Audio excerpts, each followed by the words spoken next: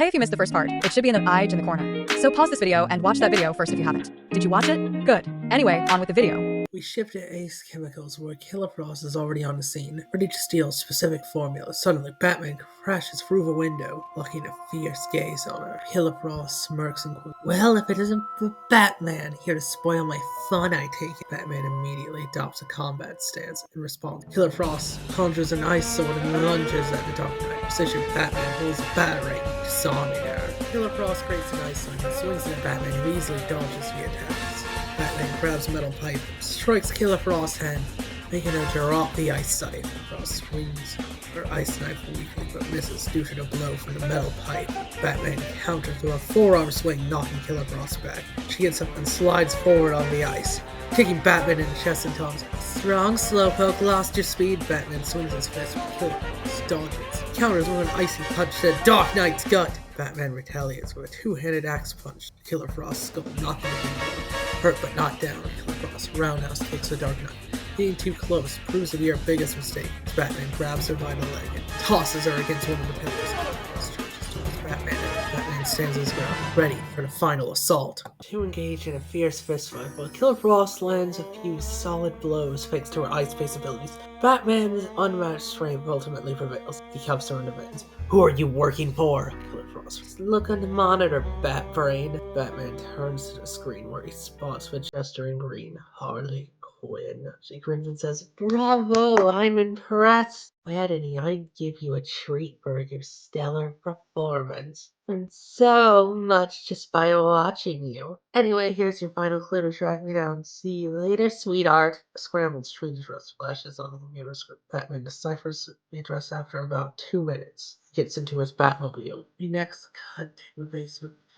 She's talking to our patients about how Bat will be here soon. Whoever catches Batman for her alive will get to live. This excites the tortured patients. They grab some weapons back outside the mansion. Batman inside of his vehicle. Players in the building. Oxford here returns to review Barbara. Hail Batman. She seems to have left her high heels at a restaurant.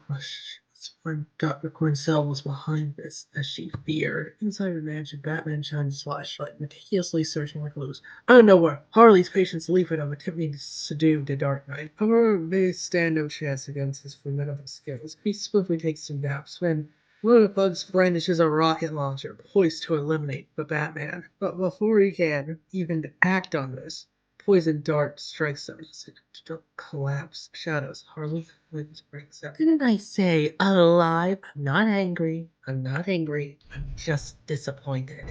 She steps into the light, greeting Batman with a playful smile. "Hello, Detective. It appears you've uncovered my little secret. See, Batman, the king doesn't roll this court. Chester does." As she approaches Batman, she continues, "No, Bats, I've admired your work ever since you first arrived in Gotham about a month ago. You've been dealing with those openly corrupt criminals and those costume maniacs. But I must admit, I felt a twinge of jealousy while you were punishing the lawbreakers. The morally corrupt elites slipped through the cracks untouched. I had to listen to all of their sins, feeling utterly powerless to intervene, expected to be supportive, kind, but deep down, I began to loathe my helplessness. One day, I birthed the Harley Quinn persona. Figure in hold these elites accountable, teach them a lesson, redistribute their wealth to charity, never to be seen again. I know it's harsh, but sometimes it's necessary." Batman fixes her with a piercing stare. Harley Quinn smirks,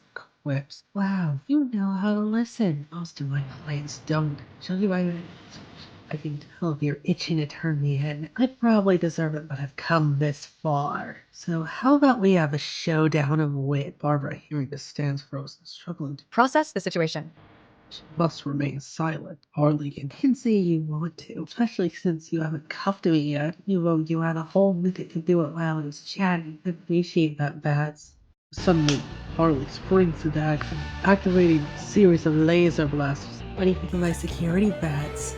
I designed it myself." The lasers begin to fire, and Batman expertly dodges while deploying his gadgets to take out some of the blasters. Pressed by his agility, Harley Locke reaches her control pad, but she swiftly swings her baseball, striking his arm in retaliation. Activates Shuriken launcher. Batman evades the first one, but feels a slight sting as the Circus grazes his arm.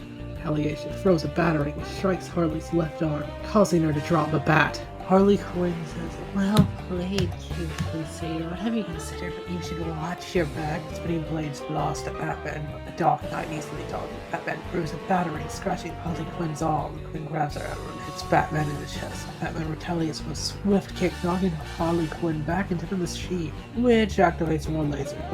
Dodge the lasers. The dodge the lasers as they fight. Batman turns off the lasers by throwing a battering at the button. The two stare each other down, ready for fighting stances, ready to charge forward towards each other. Suddenly, Barbara Gordon steps out of the shadows and yells, "Stop!" Two fighters turn to face fellow defenders. "Harley, please stop this. Your 17 around all of those awful people must have driven you insane. I know what it must have eaten you up inside." Harley wipes her white clown makeup and takes off her gesture. "Oh, darling, you don't know half of it." Her voice changes with a more sweet and bubbly Dr. Harleen Quinzel, and she said, "Y'all have darker sides, silly. Suppose it takes a little more pressure to get out of some out of butter. Get tired of just letting them get off scot-free." She switches back to her more calm and collected Harley Quinn voice. "I heard about the Batman." Batman glares at her. He beat up common criminals who were obvious robbery. Yet he could do nothing but those lawful but awful elites. So the weak Dr. Quinzel created me. Someone who could get rid of those who did wrong. She switches back to Dr. Quinzel's voice, and "I know that it is wrong. It needs to be done. I'm sorry, Barbara."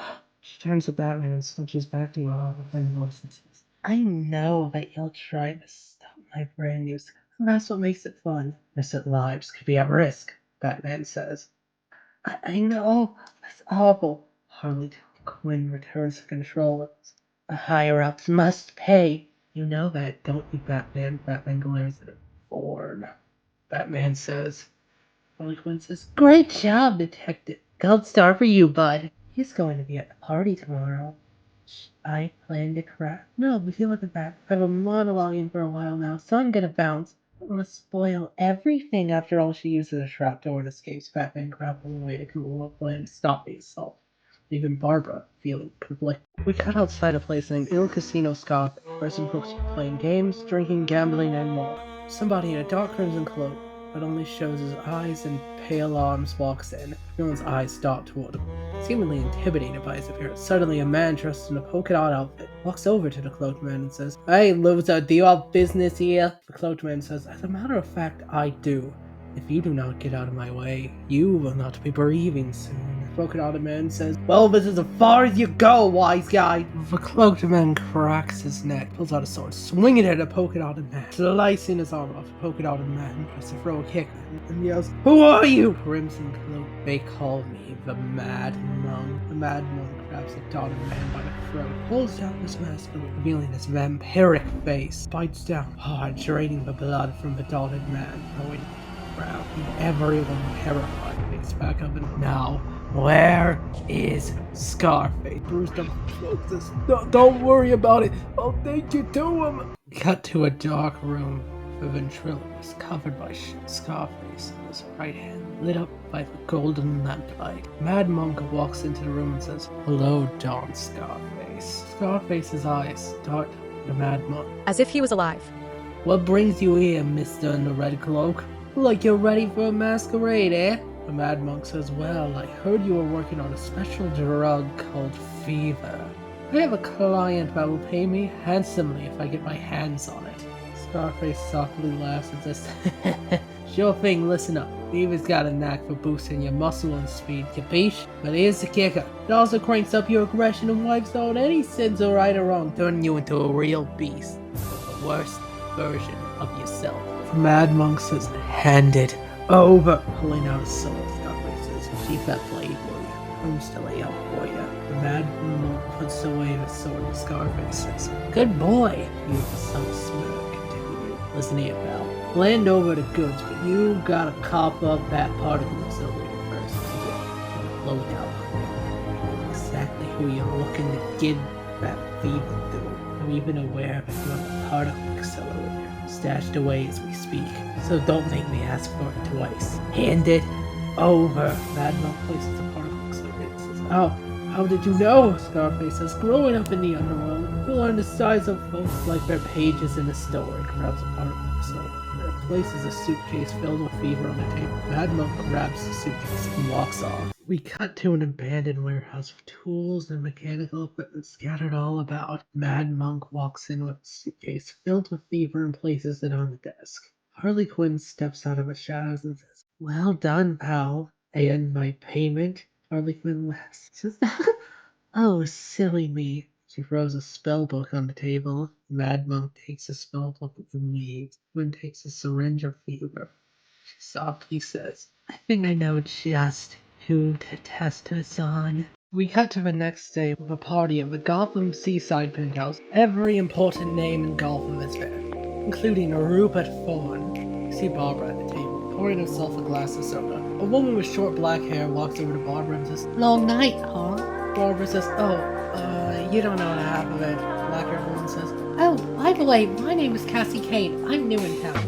Uncle is staying here for as far as businesses. Barbara says, nice to meet you. My name's Barbara Gordon. Scene changes to Bruce Wayne and Barbara did at a punch table, talking about marijuana. See Rupert Thorne.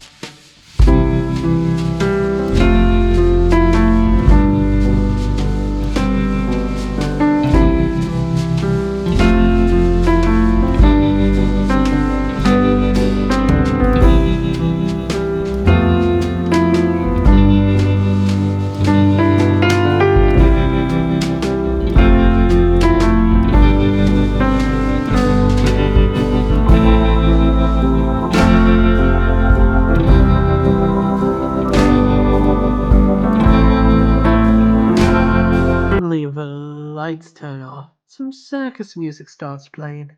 One's eyes dart towards the speakers. They hear, well, it looks like we have a party full of sinners. Spotlights shine to reveal Harley Quinn walking on the stage, holding a microphone. Bruce glares at Harley and runs off, disappearing into the crowd. Harley Quinn pulled in the crowd and says, greetings, elites of Gotham! Let me people in here. You have failed this city. Oh, and there's no escape about all the exit blocks, so you are all forced to play. Anyway, start with Ford. His sins are greater than anyone else in this room. She snaps her fingers and her patients surround the elites of Gotham besides Bruce and Ben, who left. My subjects, bring me Humpty. The patients all grab Humpty Dumpty and drag him towards Harley Quinn. Dumpty says, let me go, or I'll take you apart. Harley Quinn laughs and says, oh, you hush. Seems you have a nasty attitude. Dr. Quinn will fix that right up for you. She injects Humpty Dumpty's face. You show all those nasty people some manners, darling. Humpty Dumpty says, yes, master. Humpty Dumpty gets up and rushes to attack Rupert Thorne. Jack Napier sprays Humpty Dumpty with a fire extinguisher and bashes him in the head. Jack glares at him. Humpty Dumpty gets angry and lunges at Jack and starts to beat him and throw him around. Cassandra, seeing this, kicks her high heels off, starts to jacking off, removes her tie, and does a flying kick to Humpty Dumpty's face. Humpty Dumpty is knocked back by the strong hit. Barbara Gordon looks at Cassandra and says, what the heck was that? Well, my uncle is overprotective, and he insists on me getting the best self-defense lessons. Barbara says, okay. Humpty Dumpty charges towards Cassandra once again, and Cassandra, or Cassie, if you prefer, readies herself. Humpty Dumpty smashes the floor and just misses the attack. Cassandra does a flip and kicks him in the chin, both feet. Humpty Dumpty backhands Cassandra, knocking her to the ground. Suddenly, Batman bursts in through a ceiling. Batman swings in and with his grappling hook and kicks Humpty Dumpty in the chest. Humpty Dumpty tries to strike back, but Cassandra runs up to Humpty Dumpty and roundhouse kicks him. Batman throws a freeze grenade at Humpty Dumpty. Cases with ice for a certain amount of time. Batman says, nice moves. Cassandra says, thanks. Harley Quinn looks at the stunned Humpty Dumpty and says, well, this is a minor setback. However, I have a backup plan. She unveils a robotic Japanese dragon and says, I built it myself just in case the city ever got too corrupt. Might as well give it a test run. She fills the metal dragon with fever and presses a button to activate it. Now let's see what it can do. The robot breathes fire towards Thor. burning him enough to hurt, but not enough to leave a scar. Thorn gets right up and runs towards the exit. One of the patients slams Thorn to the ground, gets ready to kill him. Sandra Kane rushes over there, throwing a plate at the attacker. Harley Quinn says, "Nobody leaves until the Batman dies." She points a finger at Thorn. Suddenly, Harley Quinn is shoved to the ground by a man in a wooden mask who says, "Actually, I believe that we all deserve to die in this penthouse. Everyone is the sinner. No one deserves a second chance. You don't sigh, Chester. This is my court now." Harley Quinn says, "You fool!" The dragon charges toward Harley Quinn and gets ready to strike until Montoya shoves her out of the way, protecting her from the attack. Harley Quinn says, "Why did you save me?" Montoya softly says, "I know it's you, Harley." The two of them kiss. Cassandra says, "Guys, we still have to deal with the Toyman's robot dragon thing." Batman nods and takes a battle stance. Barbara, Jim Gordon, Montoya, Cassandra, and even Harley Quinn are all ready to take on this robotic monster. So they all take their battle stances. Toyman says, "Come on, sinners, give me your best shot!" Batman throws a battering at one of the robot dragon's clawed legs, slicing it off. Sandra grabs an axe and slashes the dragon's chest, leaving a scar. Harley Quinn takes her hammer and breaks one of the dragon's eyes. Jim Gordon shoots the dragon, just disabling its laser eyes. Barbara tries to swing her back, but she misses as the dragon is too fast for her. The dragon smacks Barbara off his tail. The dragon tries to go back, grapples out of the way. Clearly, the dragon grabs Harley's claws, throws her against the wall. The dragon next hits Cassandra Kane with his tail, knocking her down. The dragon grabs Batman and throws him at James, knocking them both down. Cassandra says, "Getting a butt kicked." Harley Quinn responds with a, "There should be a weak point on the back of the dragon." Cassandra says, "You could have told us that earlier." Batman gives a knowing glare at the dragon and says, "I've got it." Cassandra swings her axe once again, this time leaving a gash on the robotic dragon's lower belly. Batman throws a freeze grenade, causing cracks in this metal, and the ice slows the dragon down. Toya rushes over, but the dragon knocks her to the ground with his tail. Gordon tries to shoot the dragon, but he misses. Harley Quinn jumps up high and hits the dragon's back panel with her hammer. Robot dragon malfunctions and crashes to the ground. The ground starts cracking as the penthouse falls apart. Everyone starts to rush to safety except Batman, Montoya, Barbara, Harley Quinn, and the patients. As they need to dodge the rubble, as the penthouse falls apart, patients fall into a ravine under the penthouse. As Audrey is about to escape, Harley Quinn almost falls into the ravine below, but Barbara catches her and says, "Don't worry, I've got you." Harley Quinn pushes back to her Harley Quinn self or something. "I'm sorry, Babs. I'm not going to prison or Arkham." And let's go, falling into a ravine, leaving both Montoya and Barbara sobbing. Batman saves both of them and says, "I'm sorry," and leaves the scene. Cut to a graveyard with a mad monk standing at a grave that reads, "Here lies James Craddock." Mad monk casts a spell. Floating highwaymen covered in a blue whisper-like energy. Here's one, a sinister yet dignified laugh as the episode comes to a close.